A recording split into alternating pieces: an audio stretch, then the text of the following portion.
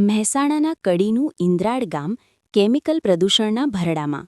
હવા અને પાણી ઝેરી બનતા ગ્રામજનો ત્રાહિમામ. તલાટીએ મોરચો માંડ્યો. પ્રદૂષણ નિયંત્રણ બોર્ડ જીસીપીબી અને ટીડીઓ સમક્ષ કડક કાર્યવાહીની માંગ કરી. કડી તાલુકાનું ઇન્દ્રાળ ગામ અને તેની આસપાસ આવેલી કેમિકલ કંપનીઓ હવે સ્થાનિકો માટે આશીર્વાદને બદલે અભિશાપ સાબિત થઈ રહી છે. અહીંની કંપનીઓ દ્વારા ફેલાવવામાં આવતા પ્રદૂષણને કારણે ગામની હવા અને પાણી બંને ઝેરી બન્યા હોવાની બૂમ ઉઠી છે.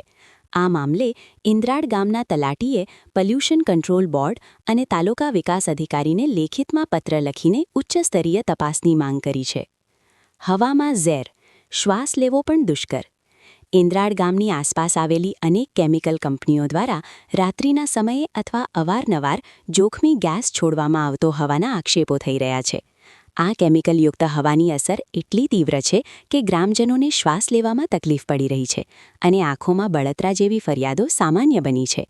બાળકો અને વૃદ્ધોના સ્વાસ્થ્ય પર આની ગંભીર અસરો જોવા મળી રહી છે. ભૂગર્ભ જળ પણ પ્રદૂષિત, ખેતી અને પીવાના પાણીનું સંકટ. માત્ર હવા જ નહીં, પણ આ કંપનીઓ દ્વારા કેમિકલયુક્ત પ્રદૂષિત પાણી જમીનમાં ઉતારવામાં આવતું હોવાની આશંકા છે, જેના કારણે ગામના બોરના પાણી પણ હવે રંગીન અને વાસ મારતા થઈ ગયા છે. પ્રદૂષિત પાણીના કારણે ખેતીના પાકને નુકસાન થઈ રહ્યું છે અને પશુઓના સ્વાસ્થ્ય સામે પણ મોટું જોખમ ઊભું થયું છે. તલાટીની આક્રમક રજૂઆત. ગ્રામજનોની વારંવારની ફરિયાદો બાદ ઇન્દ્રાળ ગામના તલાટી એક્શનમાં આવ્યા છે. તેમણે આ બાબતે ગંભીરતા દાખવીને કડી તાલુકા વિકાસ અધિકારી ટીડીઓ અને ગુજરાત પોલ્યુશન કંટ્રોલ બોર્ડ જીસીપીબી ને સત્તાવાર પત્ર લખ્યો છે. પત્રમાં તેમણે જણાવ્યું છે કે કંપનીઓના કારણે ફેલાતા પ્રદૂષણથી ગ્રામજનોનું જીવવું મુશ્કેલ બન્યું છે.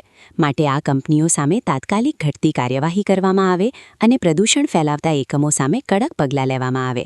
હવે જોવાનું એ રહે છે કે પ્રદૂષણ નિયંત્રણ બોર્ડ આ બાબતે ક્યારે તપાસના આદેશ આપે છે અને ઇન્દ્રાળના રહીશોને આ પ્રદૂષણના નરકમાંથી ક્યારે મુક્તિ મળે છે.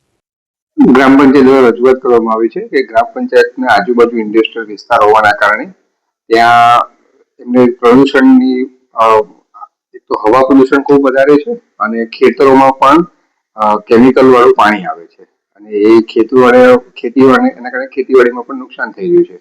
તો એ બાબતે સમગ્ર મામલો આપણે જીપીસીબી એના માટે જાણ કરી છે કે આ મામલા આધારે આની આગળ કાર્યવાહી કરવામાં આવે.